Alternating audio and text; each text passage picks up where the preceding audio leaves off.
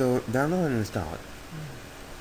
Now, you can open anything up in Gale and then send it right over to Photoshop. Send it right over to Flash, no problems, just like Photoshop. But I like using Photoshop because it allows me to do effects and craft the sprites itself. So, yeah, use Graphic Gale. There's a bit of a learning curve, so I'd say the best thing to do is open things up in Paint, copy them, send them over to Photoshop, send them over to the graphics in Gale, and then finally send it over into Flash.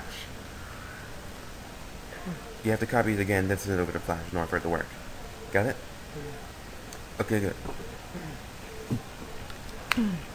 Now, you're probably going to say to yourself, okay, we have Beat here, now how are we going to get him animated? What are we going to do to animate him? Now we press Cut, get rid of the one because that was just an example, and let's take a sprite of Beat running. There's a reason we're going to take one of them running. Trust me. We press Control Copy, and go over here to Flash, press Control V, and here he is, Beat, in his weird frame glory. Now, first thing we're going to do, because we imported him from Photoshop, is press Break Apart, right click and press Break Apart. Now for graphics in Gale, it's been a while, I don't think you have to do that, but still do it anyways. It's a good plan. Then we're going to go to the bitmap, Trace Bitmap. There's a reason we went to Trace Bitmap.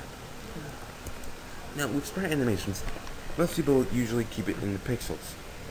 The pixels so that way, pixels, like the way it was. While others you can use normal, which makes it look like it was made with a paintbrush. And yeah, those are basically the two very distinct ones. But right now let's use pixel. Now pixel, when we delete the background, you may not see anything with the pixels. That's because we haven't blown them up. That's why the free transform tool is important. Now hold shift and hold on to the side and move it to the side. And it keeps them all proportional, that way we don't mess them up. And right now, he looks like he would if he was still pixelating, which is good to have. Now what we're going to do next is we're going to select the first frame of the animation, and we're going to press F8.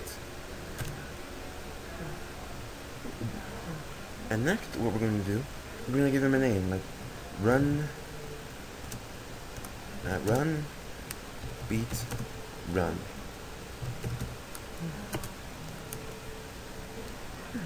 As you can see, there's a little blue box around him. Which is a very good thing.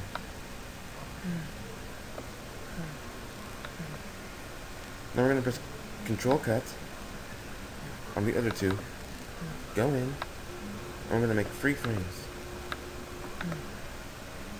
We're going to make them blank, we're going to make them blank 3 frames, like 2 frames. Now, you see this little thing here? That shows you where the original sprite is.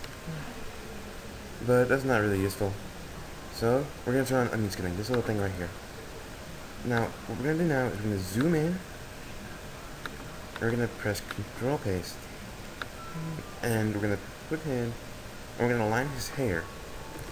Like goes for Beat, there's tons of stuff you can do with other characters, and other sprites depending on what kind of sprite it is. But right now, for the Beat, we're going to align his hair. Now when you align one, you can always just align the rest by pressing Paste in Place.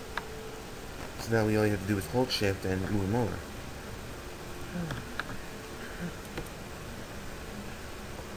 Now, one thing for animation is, depending on the animation and how fast it moves, you may have to change how many frames you have in the animation altogether.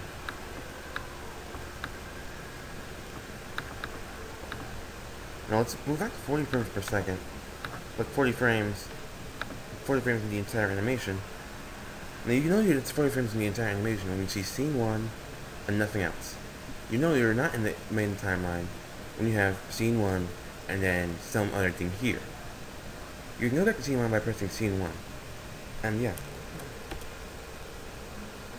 He looks like he's walking. Well, not really, but hell. That's just the kind of sprite he is. Now he looks like he's walking in place, which for certain animations is not good. What we're gonna do is we're gonna click on the frames here and press convert to keyframe. The next thing we're gonna do is we're gonna move the first one. We're gonna go up to the first frame and move it alt and press shift and move it back here. We're gonna take this other sheet, press shift again, and move it to the other side. And what we're gonna do is we're gonna click in the middle and press create motion tween. You're probably wondering what we just did. I'll show you. Now press enter, which shows us what we just did. He's moving across the screen. Now you're probably all saying it doesn't look like a really good animation. Well, there's a reason for that. That's because this is the kind of sprite he is. There's nothing much we can do about that.